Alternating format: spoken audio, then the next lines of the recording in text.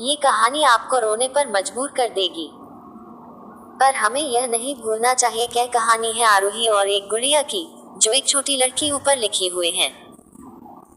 का दिन की बात है। आरोही सुबह पार्क में टहलते हुए जा रही थी, तभी उसे एक रोती हुई बच्ची मिली। आरोही ने उससे रोने का कारण पूछा, तो लड़की ने बताया कि वह जिस गुड़िया से खेल रही थी, वह इसी पार्क में कहीं खो गई है। आरोही ने उस बच्ची को उसकी गुड़िया ढूंढ लाने का आश्वासन दिया, जिससे वह बच्ची चुप हो गई। ही ने गुड़िया ढूंढने के लिए समय मांगी और फिर दूसरे दिन गुड़िया लाने का वादा करके वहां से चली गई, पर गुड़िया ना तो आरोही को मिली और ना ही उस बच्ची को। आरोही ने गुड़िया की तरफ से एक काल्पनिक पत्र उस बच्ची को लिखी और जब वह बच्ची पार्क में गुड़िया पाने की आशा में आई तो आरोही ने वह पत्र उस बच्ची को पढ़कर सुनाया।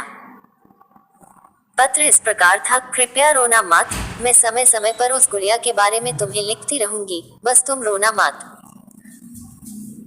आरोही रोज उस खोई हुई गुड़िया की तरफ से काल्पनिक पत्र लिखने लगी और लगभग रोज ही उस बच्ची को पढ़कर सुनाती, जो कि यात्रा का काल्पनिक वर्णन हुआ करता था।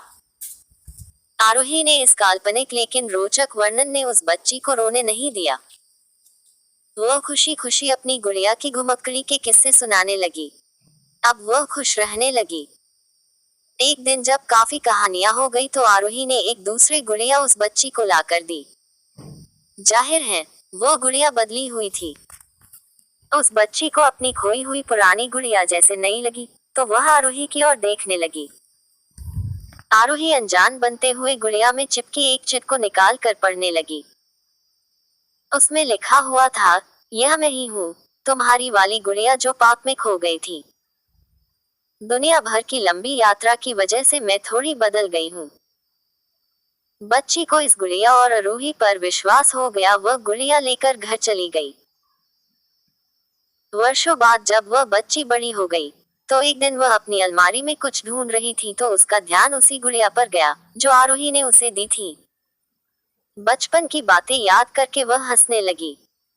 उसे सब समझ आ चुका था कि आरोही ने कैसे उसका मन रखा। उसे उस गुड़िया पर फिर प्यार आने लगा। वह उसे बड़े गौर से देखने लगी। तभी उसकी नजर गुड़िया की फ्रॉक की आस्तीन में छुपे एक छोटे से पत्र पे गई। उसने बड़ी व्याकुलता से वह पत्र निकाला और पढ़ने लगी।